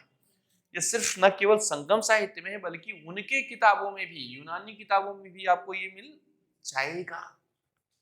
तो ये भी इतिहास में मदद करता है, विदेशी व्यापार को दिखा रहा है कि किन किन चीजों की डिमांड थी भाई। अब हम ये कह सकते हैं ना कि हाँ, दासियों की डिमांड थी, शराब की डिमांड थी, काली मिर्च को उधर डिमांड थी, ये खत्म हो गया। अब थोड़ा विदेशी लेखकों के बारे में पढ़ लेते हैं। साहित्यिक सोर्स समझ में आए, टेक्निकल चीजें। विदेशी राइटर्स जो थे उसमें ग्रीक, रोमन, चीनी सारे हैं। अब देखना ग्रीक लेखकों के बारे में थोड़ा सा कैसे पता चलता है चीजें। अभी मैं ये नहीं बता रहा हूँ सारी किताबों के बारे में, वो जब मैं पढ़ेंगे तब बात करेंगे। जैसे ग्रीक लेखक लिखते हैं, उनका उल्लेख एक मिलता है चंद्रकोटस। क्या मिलता है? अब इनकी किताबों में इस आदमी के बारे में लिखा है। अब हम खोज रहे थे भारतीय इतिहास में चंद्रकोटस कौन है, ठीक है। लगभग 326 बीसी इसका टाइम पीरियड दिखा रहा है, वही जब सिकंदर ने आक्रमण किया है। 326 बीसी के आसपास का टाइम दिखा रहा है। तो हमको पता चला कि वही समय था जब चंद्रगुप्त सत्ता पे आसीन होता है, ठीक है, उसको निपटा के घनानंद को। तो चंद्रकोटस तो ये अंग्रेज बोल तो पाते नहीं है, तो जैसे चंद्रगुप्त था तो उसको चंद्रकोटस ऐसे बोल रहे थे। चंद्रगुप्त को क्या बोल रहे थे? चंद्रकोटस। इनका लैंग्वेज ही टंग प्रॉब्लम है। तो ये पता चला कि ये जो चंद्रकोटस है ये कोई और नहीं है, चंद्रगुप्त है। तो इसके बारे में वहां लिखा है, तो हम मौर्य वंश की जानकारी प्राप्त कर सकते हैं ग्रीक रोमन राइटर से। इसके अलावा मेगस्थनीज, सेलुकस निकेटर का राजदूत कौन था? मेगस्थनीज। सिकंदर के बाद उसका सेनापति सेलुकस था। सेलुकस का राजदूत मेगस्थनीज। उसने एक पुस्तक लिखी है इंडिका। इंडिका में इनके सामाजिक आर्थिक स्थितियों का वर्णन है। आपको ये भी पता, उसकी लड़की से चंद्रगुप्त ने शादी भी कर लिया था, वो हरा दिया युद्ध में, तो ये सेलुकस बेचारा डर के मारे अपनी लड़की का विवाह कर दिया काले जन। हाँ, उसका नाम था, कुछ लोग हेलेना कहते हैं, लेकिन कार्निलिया नाम था उसका, कार्निलिया। सही बता दिया एकदम, चेक कर लीजिए, गूगल पे चेक कर लीजिए, मास्टर को याद आ गया। अब देखिए, इसके अलावा कुछ किताबें हैं जैसे पेरिप्लस ऑफ इरिथियन सी, ठीक है, इरिथियन सी।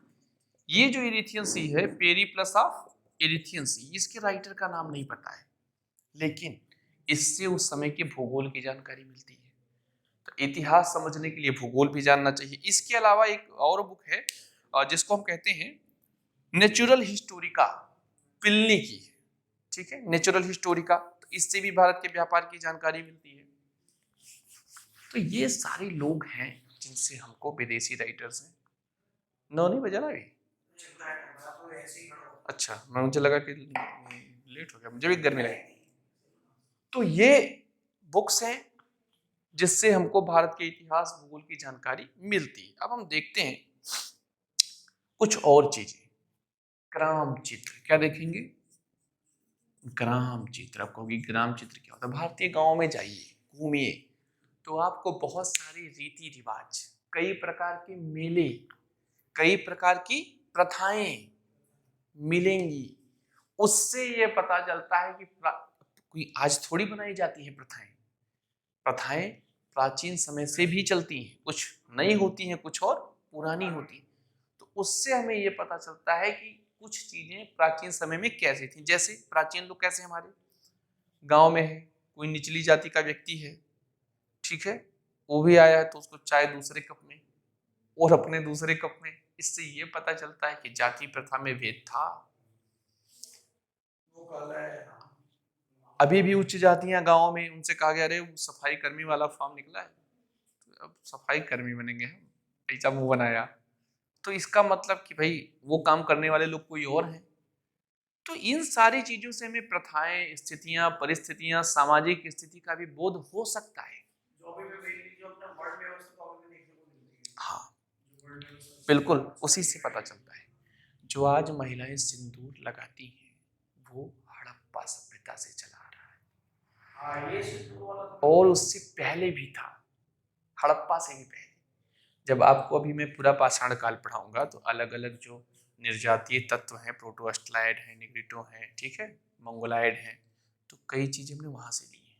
अब जो आपको कुछ चित्र मिलते हैं, कौन सा मंदिर है याद नहीं आ रहा भाई, कामाख्या मंदिर या अन्य मंदिर है, ठीक है, वो मंगोलाइड टाइम से चीजें वहां पर जुड़ी हुई हैं। तो कुछ प्रथाएं ऐसी होती है जिनको देखकर हम बहुत सारी चीजें, सामाजिक स्थिति, विचार, आइडियोलॉजी, चीजों को समझ सकते हैं। ये भी खत्म। लास्ट में आया है, ये एक चीज आपको ध्यान रखना, ये टेक्निकल, इसे समझिए, इतिहास बोध का आरोप। भारतीय इतिहासकारों पर एक आरोप लगता है। आरोप ये लगता है कि विदेशी राइटर्स, देखना वही वहीं पहुंच जाए जहां उस दिन बताए थे कि वो लिख रहे हैं इतिहास और कह रहे हैं कि भारतीय इतिहासकारों को इतिहास लिखना नहीं आता है।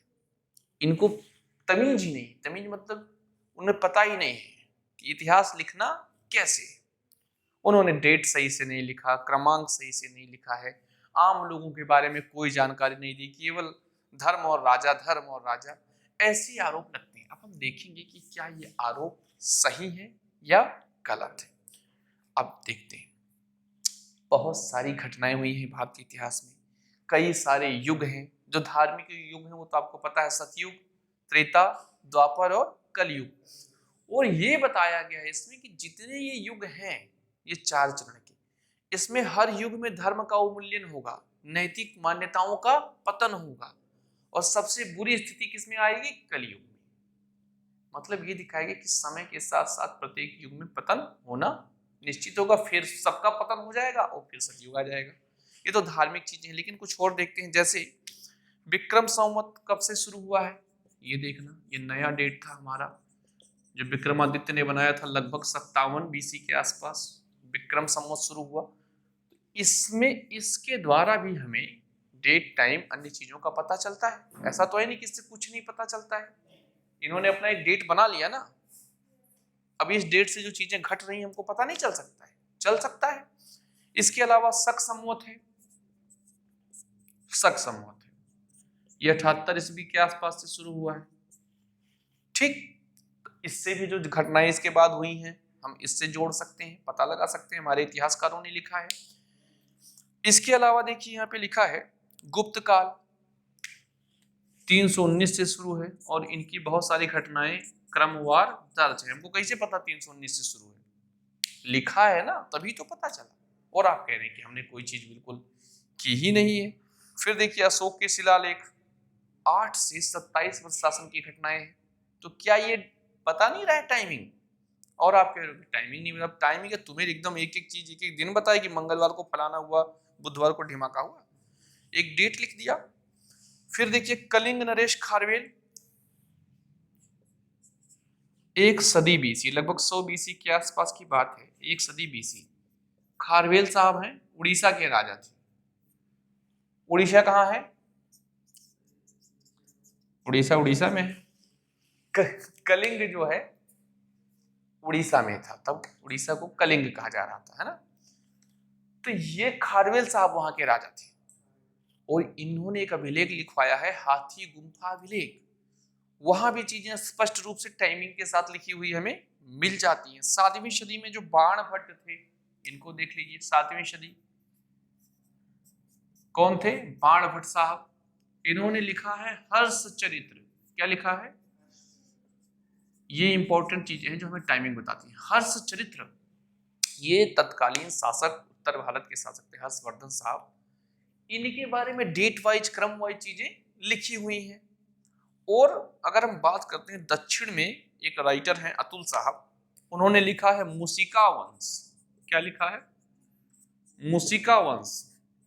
ये केरल के राजा थे, केरल का वंश है, उनकी कहानी है। किसने लिखा है? अतुल साहब ने। तो इसमें भी इन्होंने डेट टाइम वगैरह लिखी है। इसके अलावा कल्हड़ की राज तरंगड़ी, जिसमें कश्मीर का इतिहास हमें एक क्रम से पता चलता है। तो फिर तुम गरीबों ये कैसे कह सकते हो कि भारतीय लोगों को इतिहास लिखना नहीं आता है? तर्क इस पे क्या है देखना, समझो। ये सत्य है कि हमारे इतिहास लेखन में और उनके इतिहास लेखन में अंतर है। अब अंतर क्या है देखना। वो गरीब कैसे लिखते हैं? वो हर चीज को नोट डाउन करते हैं। और आपको पता है भारत की शिक्षा मौखिक ज्यादा थी, लिखित पे वो कम विश्वास करते थे। वो लोग क्या करते हैं, कोई घटना घटी, राजा ने आज मुकुट पहना तो वो लिखेंगे, राजा ने आज कपड़ा बदला तो वो लिखेंगे, राजा ने 3 बार नहाया। ठीक है, ये कोई लिखने वाली बात होती? ठीक है, तुमने लिख रखा है एक एक डिटेल्स। हम लोगों ने खास खास चीजें लिख रखी हैं, कोई विशेष फेस्टिवल, कोई विशेष चीज, हम डेली का दिनचर्या बैठ के लिखेंगे। राजा शौच गया तब पानी नहीं आया उस दिन, ये सब क्या बातें? तो ठीक है, आपने इतिहास क्रमवार लिखा है, डेट आपका सही है, ये हम मानते हैं कि थोड़ा डेट और क्रम संख्या में हमारी कमियां हैं। लेकिन हमने अध्यात्म पे जोर दिया है। अब जो आदमी अध्यात्म पे जोर देता है वो गहरा चिंतनशील व्यक्ति होता है, वो अब तुम्हारा ये डेली वाला कार्यक्रम नहीं देख पाएगा। और ऐसा भी नहीं कि हमने बिल्कुल डेट और टाइम का ध्यान नहीं रखा। ये उदाहरण है जो ये बताते हैं कि हमने समय और कालक्रम, वंशावलियों को भी ध्यान में रखा है। ठीक है, समझ पाए जवाब क्या देना है? अब ये मत देना एग्जाम में, मत लिख देना कि शौचालय गया हो गया, ये तो उदाहरण के लिए था। लास्ट में ये खत्म होता है चैप्टर इस बहस के साथ कि इतिहास निर्माण पे बहस। ये मेंस का टॉपिक है, इतिहास निर्माण पे बहस। एक बहस है, बहस क्या है? अब देखना, ये सबसे कठिन टॉपिक है इस पूरे चैप्टर का और सबसे अंतिम टॉपिक है, इतिहास निर्माण पे बहस। आज जो इतिहास हमारे सामने है वो सही है या गलत? प्रश्न ये है। और अगर कुछ चीजें गलत हैं तो वो सही कैसे होंगी? आइए देखें क्या बहस है। ये राइटर कहना चाह रहा है कि जो खुदाई हो रही है वो साहित्यिक सोर्स के आधार पे होनी चाहिए। मतलब समझे इसे, एक तरफ ये कह रहा है खुदाई और दूसरी तरफ क्या कह रहा है? साहित्यिक सोर्स। इसका मतलब क्या है? ये कह रहा है अगर रामायण महाभारत में कोई चीजें लिखी हैं, स्थानों का नाम लिखा हुआ है कि राम जी इधर गए उधर गए, यहाँ पर ये किया वहां पर वो किया, तो उस किताब में जो डेट टाइम पीरियड स्थान दे रहा है उस आधार पर पूरा तात्विक रिसर्च हो, तब पता चलेगा कि जो चीजें लिखी हैं वो सही है या कुछ हवाबाजी है। ये कह रहा है। तो पहली बात तो ये हो गई कि यदि हम ऐसा करें तो ज्यादा होगा। भी कह रहा है कि ऋग्वेद का अध्ययन करना है तो कौन सा स्थान सही रहेगा? तो एक चीज हमें पता चली है, गांधार संस्कृति। गांधार कहाँ है? पाकिस्तान के पास, उत्तर पश्चिम में। गांधार का नाम कांधार है, ठीक है। हाँ, पाकिस्तान अफगानिस्तान के पास उत्तर पश्चिम में आपको मिलेगा। तो भारत महाभारत में इसका जिक्र है। हाँ, था नहीं शकुनी पासा मामा। तो ये जो है यहाँ पर एक संस्कृति मिली है, लगभग पुरानी है 2000 बीसी। क्या मिली है? यहाँ पर मृतकों का संस्कार होता था, दाह संस्कार, और घोड़े भी मिले हैं। जबकि देखिए हड़प्पा सभ्यता में हमने कहा कि घोड़े बहुत नगण्य थे, वहां तो बैल थे। वैदिक सभ्यता में घोड़े थे, और यहाँ भी क्या है? घोड़े हैं। तो ये कह रहा है राइटर कि यदि ऐसी जगह कोई मिलती है तो ऋग वैदिक काल में देखिए उसमें क्या लिखा है, और फिर उस स्थान की खुदाई करिए और दोनों को मैच करिए तो ज्यादा चीजें इस्तेमाल होंगी। सह संबंध क्या करना है हमें? इतिहास को अच्छे से समझने के लिए एक सह संबंध विकसित करना है। किन किन चीजों में? जब हम पढ़ते हैं तो एक तरफ हड़प्पा है, एक तरफ वैदिक काल है, एक तरफ दक्षिण भारत का महापाषाण है, और कुछ छोटी छोटी संस्कृतियां हैं, जैसे चित्रित धूसर मृद भांड। क्या मिलता है हमको? प्रिंटेड ग्रेवेयर संस्कृति। ये क्या है? एक विशेष क्षेत्र में हमको ये मिलता है कि वो लोग मिट्टी के बर्तन बनाते थे जो चित्रित होता था, ठीक है, पेंटेड होता था, चित्र बने होते थे। वो लोग किसी खास इलाके में हैं। एक और मिलते थे काली पालिशदार बनाने वाले बर्तन। कौन से बर्तन? काले पालिशदार, वो अलग हैं। तो हमको इन सारे लोगों को ये देखना है कि भाई ये जो काले पालिशदार वाले हैं, ये जो चित्रित धूसर वाले हैं, इनका किससे ज्यादा अच्छा संबंध बन पा रहा है, और वो हमें जो साहित्यिक सोर्स मिल रहे हैं उसके आधार पे खुदाई करके और इन संस्कृतियों और सभ्यताओं के मध्य एक सह संबंध बनाने का प्रयास करना चाहिए। तो इतिहास थोड़ा सा क्लियरिफाई ज्यादा अच्छे तरीके से हो पाएगा। समझ पा रहे हैं?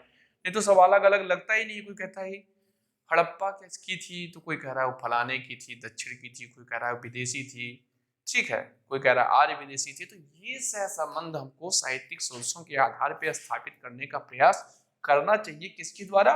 पुरातत्व के द्वारा। अब देखिए क्या कह रहा है।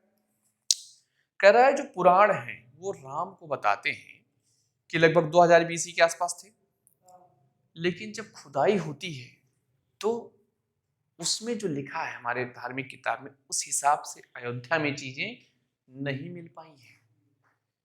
ये बुक कह रहा है, मैं नहीं कह रहा हूं। हाँ, नहीं तो समझना कि ये आ गया हिंदू धर्म का विरोधी। दूसरा, महाभारत में भी जो वहां का टाइम पीरियड, जो साहित्य जो दिया हुआ है, उस हिसाब से टाइम पीरियड मैच नहीं कर रहा है, चीजें नहीं मिल रही हैं पृथ्वी के अंदर से खुदाई में। फिर है जैसे गौतम महावीर, इनका टाइम 600 बीसी से पूर्व दिखाया जाता है, लेकिन जो खुदाई पे चीजें मिल रही हैं वो 400 बीसी से पीछे नहीं जा रही हैं। तो इसका मतलब ये है कि टाइम में भी परिवर्तन करना पड़ेगा हमें ना।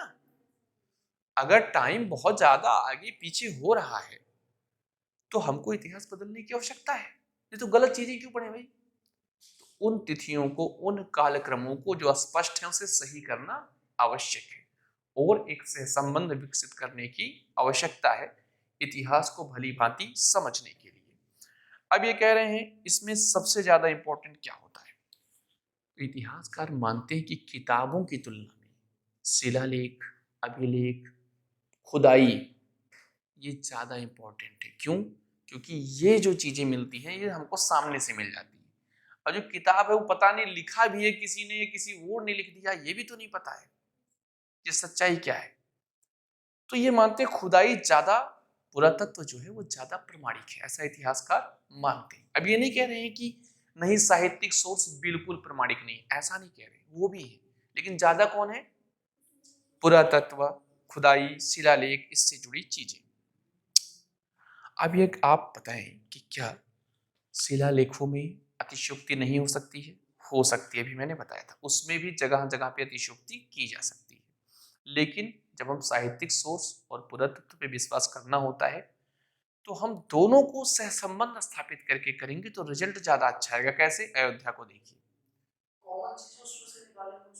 हाँ, जैसे अयोध्या में आप वाल्मीकि रामायण पढ़ेंगे तो उसमें तो रावण की कोई बात दी हुई है पूरा, उसमें कहीं बाबर के बारे में लिखा है क्या? नहीं लिखा है, क्योंकि बाबर बहुत बाद में आया है।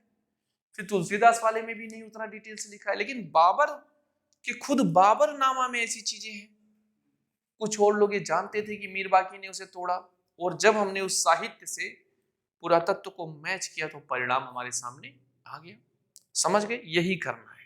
लास्ट में ये जानना है कि कुछ और चीजें कर सकते हैं, जैसे जेनेटिक कोड, आनुवंशिकता के द्वारा लोगों की निर्जातीय तत्वों को पहचाना जा सकता है और उससे भी कनेक्टिविटी को स्थापित किया जा सकता है। हाँ, जातीय मिलन, जब हम इतिहास पढ़ते हैं, जब भारत को आप देखो तो इसमें आपको कई टाइप के मिलेंगे। चपटी नाक चौड़ा माथा भी मिल जाएगा, ठीक है, चौड़ा सीना भी मिल जाएगा, ठीक है, छोटी हाइट भी मिल जाएगी, लॉन्ग हाइट उत्तराखंड वालों को देखो ठीक ठाक दिख रहे हैं। तो दक्षिण भारत फिर देखो, तो इससे ये पता चलता है कि अलग अलग निर्जातीय गुण थे, जनसंख्या का दुनिया में पलायन हुआ है, विस्तार हुआ है और फिर मिलन भी हुआ है। तो इन चीजों के अलावा हम वैज्ञानिक दृष्टिकोण से, जेनेटिक साइंटिफिक विधियों से भी इतिहास को और अच्छा और विश्वसनीय बना सकते हैं। तो अगर आपसे प्रश्न पूछ ली कि इतिहास को कैसे विश्वसनीय और बनाया जाए, तो बना लोगे ना? हाँ, आप चिंता मत करना, ये चैप्टर हम यहीं पर खत्म करते हैं। अब नेक्स्ट चैप्टर कल या परसों क्लास होगी। जय हिंद।